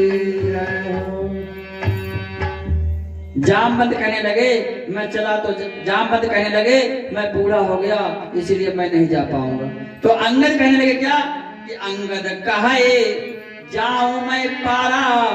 अंगद कहने लगे मैं चला तो जाऊंगा लेकिन कुछ शंका है कि आप लौट के ना आ सकूं, इतनी थकान हो जाए कि मैं वापस ना आ सकूं। तो जामवंत कहने लगे हम भाई आपको भेजेंगे भी नहीं। क्यों? क्योंकि आप हमारे नायक हो इस टोली के, इसलिए हम आपको नहीं भेजेंगे। जामवंत कहने लगे भाई हनुमान जी कहाँ हैं? हनुमान जी का तो जन्म ही राम काज के लिए हुआ है। तो क्या देखा, हनुमान जी एकांत में बैठे हुए हैं, भगवान का ध्यान लगाए, भगवान के ध्यान में मग्न हैं। हनुमान जी ने कुछ नहीं सुना, जो वार्ता वहां पे हुई हनुमान जी ने कुछ नहीं सुना। जामवंत कहने लगे कि पवन तनय बला पवन समाना और बुद्धि विवेक विज्ञान निधाना। हे हनुमान जी आप तो पवन पुत्र हैं, अतुलित बल धामम हेम शैलावदेहम धनुज बन किसानम ज्ञानी नाम अग्रगण्यम सकल गुण निधानम वानरा रामधीसम रघुपति प्रिय भक्तम वात जातम नमः। अतुलित बल धामम, हनुमान जी अतुलित बल के धाम है, बल के समुद्र हैं। शैलावदेहम धनुज बन किसानम, ज्ञानियों में आगे हैं, सबसे आगे, और बुद्धि में भी सबसे आगे हैं, विवेक में भी सबसे आगे हैं। हे हनुमान जी आप कैसे बैठे हो, क्या सोच रहे हो? जैसे हनुमान जी को याद दिलाया कि आपके अंदर कितनी ताकत है, हनुमान जी अपनी ताकत भूल जाते थे। क्यों? क्योंकि बचपन में हनुमान जी पता क्या करते थे, बहुत बलवान थे। तो ऋषि मुनि जब तपस्या करते थे, बैठ के भगवान का ध्यान करते थे, हनुमान जी उनको उठाते थे और उठा के ऊपर फेंक देते थे। ऋषि मुनियों को ऊपर चले जाते थे आकाश में, फिर अपने हाथ पे ले लेते थे, फिर बिठा देते थे। इस प्रकार ऋषि मुनियों को बहुत परेशान करते थे। तब साधु संतों ने क्रोध में आकर के श्राप दे दिया कि बजरंगबली, ए हनुमान जी जाओ, तुम अपनी ताकत को भूल जाओगे, अपने बल को भूल जाओगे, लेकिन जब तुम्हें कोई याद दिलाएगा तब तुम्हें तुम्हारी ताकत याद आ जाएगी।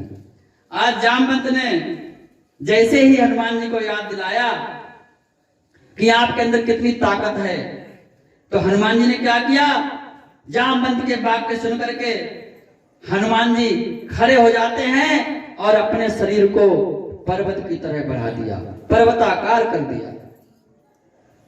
और जामवंत से कहने लगे कि ओ जामवंत क्या कहते हो, और जाकर बादल पे गरजूं मैं।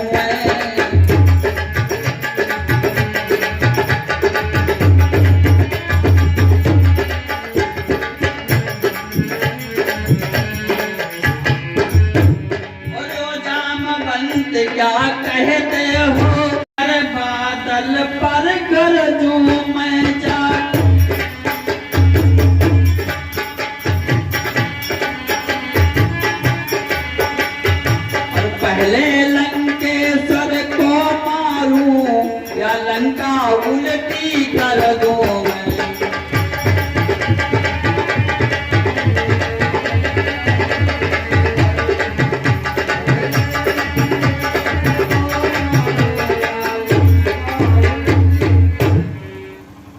हनुमान जी गरजे और गरज करके पर्वताकार हो गए और जामवंत जी से कहने लगे, हे जामवंत, बताओ क्या करूं?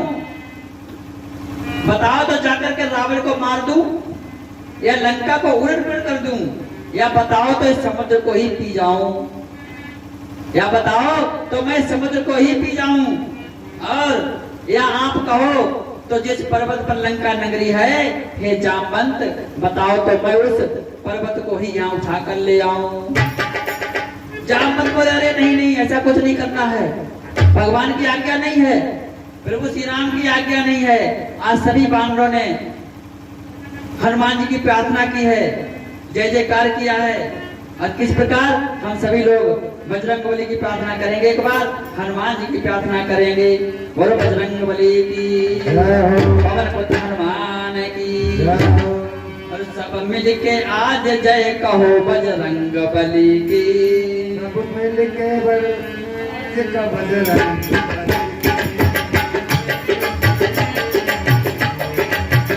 सब मिल के आज जय कहो बजरंगबली की।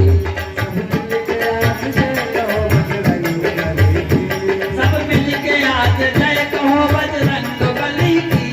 सब मिल के आज जय कहो बजरंगबली की। कर जोड़ के विनती करो बजरंगबली की। कर जोड़ कर विनती करो बजरंगबली की। कर जोड़ कर विनती करो बजरंगबली की। सब मिल के आज जय कहो बजरंगबली की। सब मिल के आज जय कहो बजरंगबली की। जग के लिए बल के लिए कल्याण के लिए, जग के लिए बल के लिए कल्याण के लिए। जय के लिए बल के लिए कल्याण के लिए, आराधना करते रहो बजरंगबली की। आराधना करते रहो बजरंगबली की। आराधना करते रहो बजरंगबली की। सब मिल के आज जय कहो बजरंगबली की। सब मिल के आज जय कहो बजरंगबली की। निर्भय बनो निर्द्वंद हो आनंद से रहो। रहो निर्द्वंद रहो आराम से रहो। निर्भय बनो निर्द्वंद हो आनंद से रहो, और अरे मूरत हृदय में धार लो बजरंगबली की।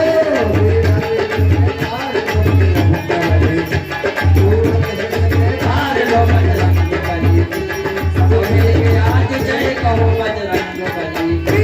सब मिल के आज जय कहो बजरंगबली की। सब मिल के आज जय कहो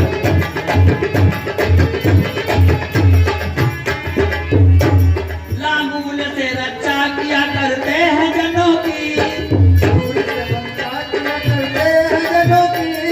लांगूल से रक्षा किया करते हैं जनों की। भूलो नहीं इस मान को बजरंगबली की। भूलो नहीं इस मान को बजरंगबली की। भूलो नहीं इस आन को बजरंगबली की। भूलो नहीं इस मान को बजरंगबली की। सब मिल के आज जय कहो बजरंगबली की। सब मिल के आज जय कहो बजरंगबली की। बजरंगबली की। बजरंगबली की। बोलो पवन पुत्र हनुमान की। ठीक है। इस प्रकार सभी बानरों ने हनुमान जी की प्रार्थना की है और हनुमान जी के जयकारे लगाए हैं। जामवंत कहने लगे, ऐसा कुछ नहीं करना है कि तुम केवल लंका में जाकर, केवल लंका में जाना है और माता सीता का पता लगाना है। अगर तुम थोड़ा जरूरी समझो तो अपनी थोड़ी सी ताकत, पूरी नहीं, थोड़ी सी ताकत रावण को दिखला देना, ज्यादा मत दिखलाना, थोड़ी ही दिखलाना। हनुमान जी बोले ठीक है। इस प्रकार हनुमान जी चल देते हैं। तो एक समुद्र के किनारे एक पर्वत था। हनुमान जी गरजे हैं और गरज कर उसी पर्वत पर चढ़ जाते हैं। तो जय गिरी कि सिंधु तीर एक भूधर सुंदर कौतुक कूद चढ़ो तहि ऊपर।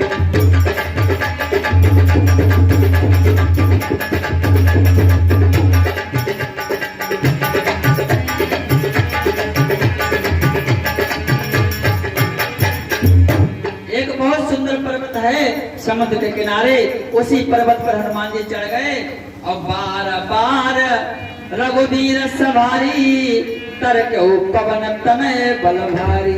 बार बार भगवान को याद किया। देखिए भगवान के काम के लिए जा रहे हैं और बार बार भगवान को याद कर रहे हैं। कहते हैं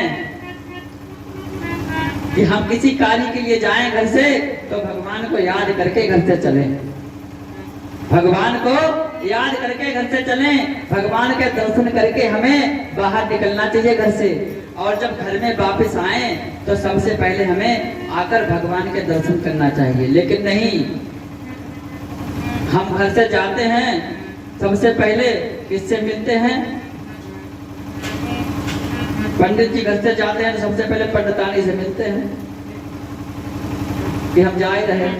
और जब आते हैं बाहर से तो सबसे पहले किससे मिलते हैं? पंडितानी को देखते हैं कि पंडितानी घर में है कि नहीं। और अगर घर में नहीं मिली तो समझ लो आंखें लाल लाल त्योरी चढ़ गई है, मार गुस्सा से पागल। अगर भगवान को देखो तो क्यों क्रोध है? इसलिए हम अगर घर से बाहर जाएं तो भगवान को प्रणाम करके जाएं, और जब घर में वापस आए तो आकर भगवान को प्रणाम करें, पहले भगवान का धन्यवाद करें। क्यों कि जीवन का कोई भरोसा नहीं है, ये इन्हीं का है ना, जब चाहे तो ले लें, इन्हीं ने तो दिया है। इसलिए हमें भगवान का हर समय आभार व्यक्त करना चाहिए।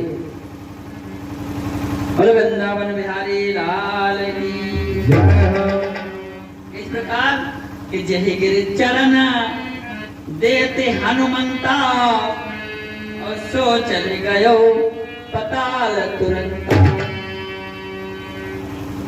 कहते हनुमान जी की पूजा स्त्रियों को नहीं करनी चाहिए, ऐसा कुछ नहीं है।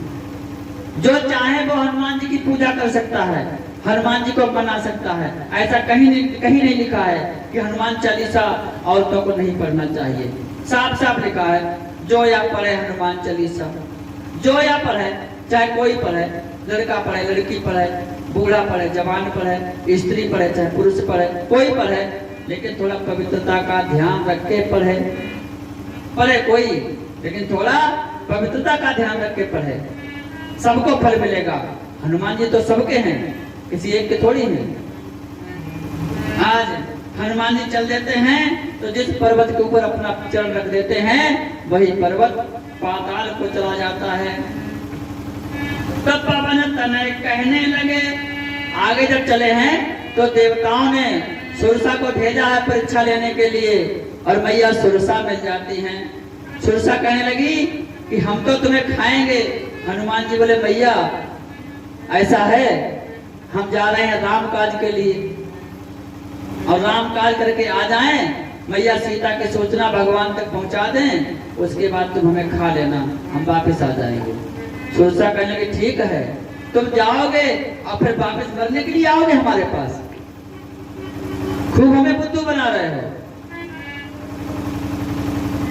हनुमान जी ने जाना मैया सुरसा मानेगी नहीं, कहने लगे ठीक है मैया, जब नहीं मानोगे तो खा लो फिर। तो मैया सुरसा ने अपना मुख फैलाया।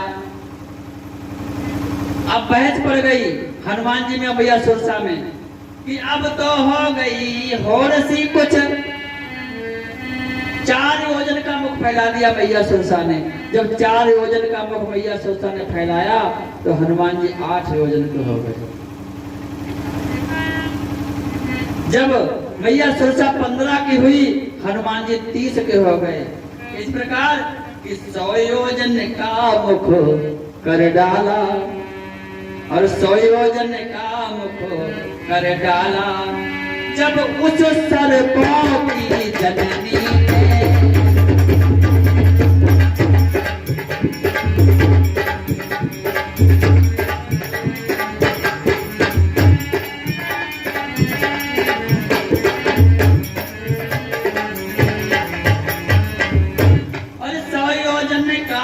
को कर डाला जब उस सर्पों की जननी ने,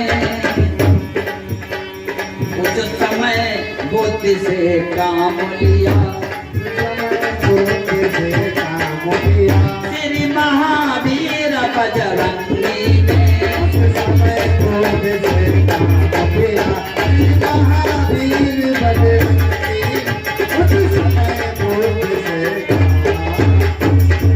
हनुमान जी बुद्धिमान तो थे ही। जैसे सुरसा ने संयोजन का मुख किया है, हनुमान जी ने अपनी बुद्धि दौड़ाई और छोटा सा रूप बना लिया और उसके मुख के अंदर घुस गए। जैसे सुरसा ने जाना कि अब हनुमान जी मुख के अंदर आए हैं, सुरसा ने जब तक मुंह बंद किया संयोजन का मुख है तो बंद करते टाइम तो लगेगा। उतनी देर में हनुमान जी ने क्या किया, उसके अंदर मुख के घुस गए और घुस कर बाहर निकल आए। जब तक उसने मुख बंद किया, हनुमान जी बाहर निकल आए, कहने लगे भैया अब तो तुमने हमें खा लिया। सुरसा बोले हनुमान जी आप बहुत चतुर हो, आप ज्ञानियों में सबसे आगे हो, बुद्धिमानों में सबसे आगे हो। हे हनुमान जी मैं देवताओं, मैं जो हूँ मुझे देवताओं ने भेजा है तुम्हारी परीक्षा लेने के लिए, इसलिए जाओ और जाकर के राम काज करो, तुम सफल होगे। इस प्रकार हनुमान जी मैया सुरसा अपने लोक को जाती हैं और हनुमान जी आगे चल लेते हैं। आगे क्या देखा, मैनाक पर्वत मिलता है। मैनाक पर्वत ने कहा हे बजरंगबली हमारी इच्छा है कि आप थोड़ी देर हमारे ऊपर विश्राम करें। हनुमान जी कहने लगे कि राम काज सब करी हूं। हनुमान जी कहने लगे कि मुझे राम काज में विश्राम नहीं है, जब तक मैं भगवान का कार्य नहीं कर लेता मेरे लिए विश्राम संभव नहीं है, मैं विश्राम नहीं कर सकता।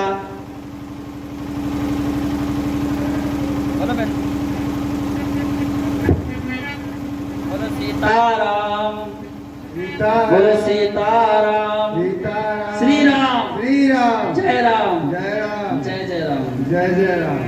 हनुमान जी वहां से आगे चलते हैं और सिंह का राक्षसी का वध करते हैं। उसके उपरांत हनुमान जी कहाँ पहुंचे, लंका के गेट पर। जब लंका के दरवाजे पर हनुमान जी पहुंचे हैं तो हनुमान जी ने सोचा ऐसे तो जा नहीं सकते, क्योंकि वो लंकिनी खड़ी है ना, बहुत विकराल पहरा दे रही है हाथ में तलवार लिए हुए। हनुमान जी ने छोटा सा रूप बनाया, मस्तक समान रूप कपधरी, लंका चले सुमिर नरहरि। जब छोटा सा रूप बनाया मस्तक समान, लेकिन लंकिनी से बच नहीं पाया, उसकी दृष्टि बहुत तेज थी। ब्रह्मा जी का वरदान था उसको कि तुझको पार करके कोई जा नहीं सकता। उसने देख लिया हनुमान जी को और कहने लगी अरे तू कहां जा रहा है, तुझे पता नहीं मैं लंकिनी लंका की रखवाली करती हूँ। हनुमान जी ने सोचा अरे ये तो जान गई कि हम जा रहे हैं।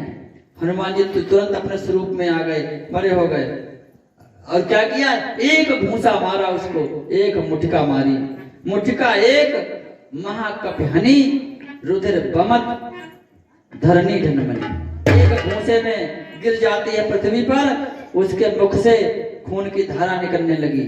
हाथ जोड़ के खड़ी हो गई बजरंगबली के सामने, हे हनुमान जी ब्रह्मा जी का वचन सत्य हो गया। ब्रह्मा जी ने हमसे कहा था कि जिस दिन तू किसी बानर के मारने से मूर्छित हो जाए तो जान लेना अब लंका के विनाश का समय आ गया है। इसलिए हे बजरंगबली अब मैं ब्रह्म लोक जा रही हूं और आप जाओ अपना कार्य करो। हनुमान जी आगे बढ़ते हैं, लंका में प्रवेश करते हैं। तो जब हनुमान जी चले थे पता लगाने के लिए भैया सीता का, जब समुद्र को क्रॉस किया है, कूदे हैं, तो मुद्रिका कहाँ रखी हनुमान जी ने, अपने मुख में। अंगूठी जो है अपने मुख में मुद्रिका रख ली, जो भगवान प्रभु श्री राम ने दी है। क्यों, मुद्रिका पे लिखा था राम, मुद्रिका पे राम नाम अंकित था, इसलिए हनुमान जी ने मुद्रिका को मुख में रख लिया। तो भैया राम नाम कहाँ होना चाहिए, राम नाम हमारे मुख में होना चाहिए। हनुमान जी हमें समझा रहे हैं कि राम नाम मुख में होना चाहिए, बाहर नहीं होना चाहिए। इसलिए हनुमान जी पहुंच गए लंका में। मंदिर मंदिर प्रतिकर शोधा, देखे चाहता अगणित योद्धा। हर घर में ढूंढा, जिस घर में प्रवेश करते हैं हनुमान जी वही घर मंदिर बन जाता है। इस प्रकार मैया सीता को जब कहीं नहीं देखा तो कहां पहुंचे? विभीषण के पास। और विभीषण से वार्तालाप हुआ। सुबह सुबह जब हनुमान जी पहुंचे हैं तो विभीषण राम राम कह के उठ जाते हैं। जैसे राम राम का शब्द निकला है विभीषण के मुख से, हनुमान जी ने देखा विभीषण के दरवाजे पे राम राम लिखा हुआ है। दरवाजे पर तुलसी का वृक्ष लगा हुआ है। हनुमान जी सोचने लगे ये किसी धर्मात्मा व्यक्ति का घर है। हमें लगता है ये कोई भगवान का भक्त है जो राम राम कह रहा है। हनुमान जी ने भी तुरंत अपना भेष बदला, ब्राह्मण का भेष रखा और उनके दरवाजे पे पहुंच गए कि विप्र रूप धरे वचन सुनावा और सुनत विभीषण उठ तहां आवा। ब्राह्मण का रूप रख करके हनुमान जी पहुंचे और हनुमान जी ने भी राम राम की आवाज लगाई है दरवाजे पर। तुरंत विभीषण उठ के आ गए कि करे प्रणाम पूछिए कुशलाई, विप्र कहाओ निज कथा बुझाई। हनुमान जी की कुशल पूछी है और कहने लगे हे ब्राह्मण देव अपनी कुशल कहो। पूरी राम कथा सुनाई बजरंगबली ने। सुनहु पवन सुता रहने हमारी, जिम दसनन महाजीव विचारी। विभीषण कहने लगे हनुमान जी हम लंका में इस प्रकार रह रहे हैं, इस प्रकार 32 दांतों के बीच में जिभ्या रहा करती है। विभीषण लंका में अकेले रहते थे। जिस प्रकार 32 दांतों के बीच में जिभ्या रहती है उसी प्रकार विभीषण लंका में रहा करते थे। बोलो सीता रामचंद्र भगवान की।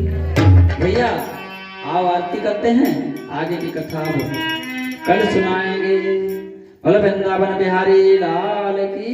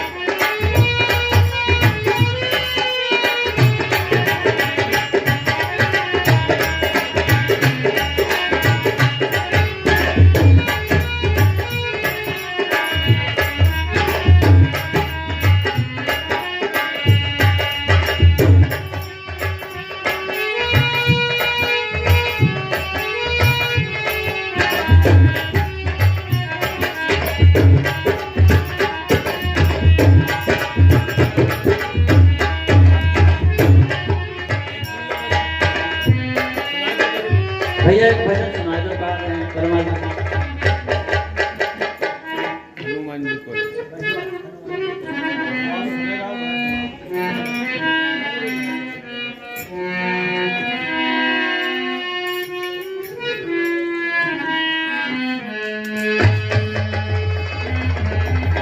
तू मुझे क्या धमकी देता है? मैं तेरी लंका को तिनके के समान समझती हूँ। तृण समान लंका तेरी जानो, तृण समान तुझको पहचानो। रावण वहां से चला जाता है और कह जाता है तेजस्वी से कि अगर 1 महीने के अंदर सीता नहीं मानी, इसने स्वीकार नहीं किया रानी बनना, तो मैं इसका वध कर दूंगा, इसका सर इसके धड़ से अलग कर दूंगा। इसको समझाओ, इसको डराओ, इसको धमकाओ। और मेरे अनुकूल बनाओ इसको। इतना समझा करके रावण चला जाता है। इधर हनुमान जी मैया सीता को जब व्याकुल देखते हैं तो अशोक वृक्ष से भगवान प्रभु श्री राम की कहानी सुनाने लगते हैं। क्या? राम कहानी, राम कहानी, राम कहानी सुनो रे, राम कहानी, राम कहानी सुनो रे, राम कहानी। सिया राम जय राम जय जय राम, श्री राम जय राम जय जय राम। राम कहानी सुनो रे, राम कहानी, राम कहानी सुनो रे, राम कहानी।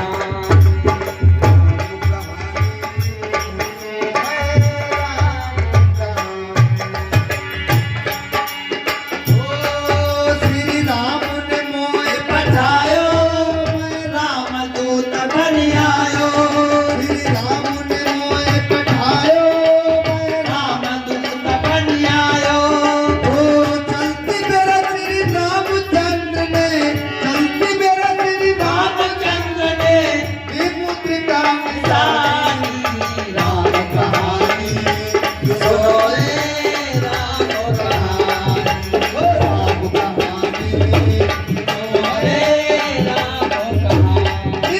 सिया राम जय राम जय जय राम, सिया राम जय राम जय जय राम, सिया राम जय राम जय राम जय जय राम। दशरथ के राज दुलारे, कौशल्या की आंख तारे। दशरथ के राज दुलारे, कौशल्या की आंख तारे। राज दुलारे, कौशल्या की आंख तारे।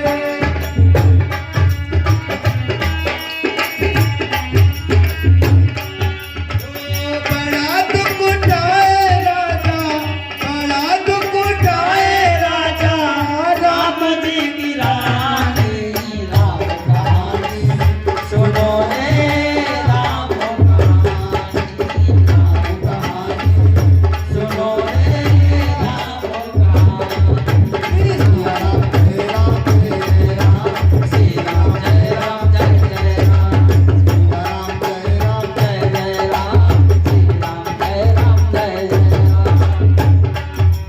धनुष भंग हरि करके ले आए सीता भर के, ले आए सीता भर के, धनुष भंग हरि करके ले आए सीता भर के।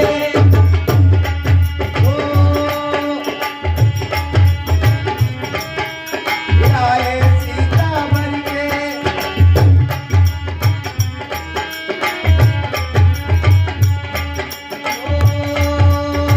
चलती मेरा श्री रामचंद्र ने, चलती मेरा श्री रामचंद्र ने, विमुद्रिका निशानी। राम कहानी सुनो रे, राम कहानी, राम कहानी सुनो रे, राम कहानी। सिया राम जय राम जय जय राम, श्री राम जय राम जय जय राम, श्री राम जय राम जय जय राम, श्री राम जय राम जय जय राम। सिया राम जय राम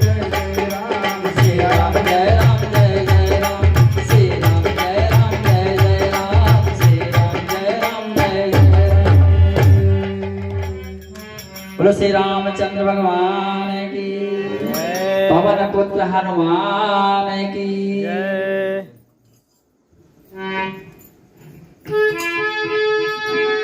हाँ। ओम दीपो ज्योति परम ब्रह्म, दीपो ज्योति जनार्दनः, दीपो हरति मे पापम, दीपो ज्योति नमोस्तुते। शुभम करोतु कल्याणम, आरोग्यम सुख संपदाम, शत्रु बुद्धि विनाशस्यं च। दीपो ज्योति नमोस्तुते। ओम कदलीगर्भ संभूतम, कर्पूरम चापदीप्तम, आतिक्यं महां कुर्वे पश्चिमां वरदाः भवो। बोलो श्री सीता रामचंद्र भगवान की जय हो।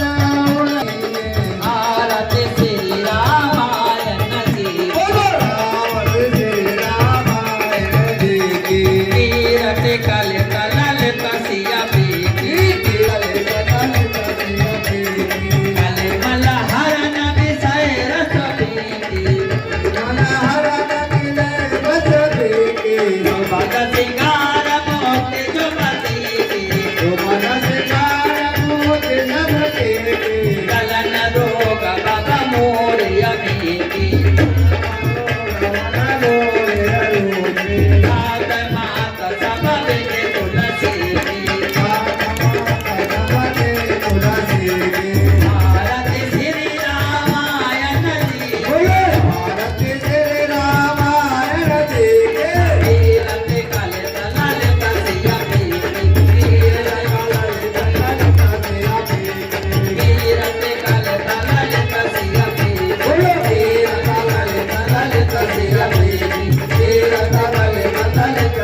पीरी तीरथ कले तलल कसिया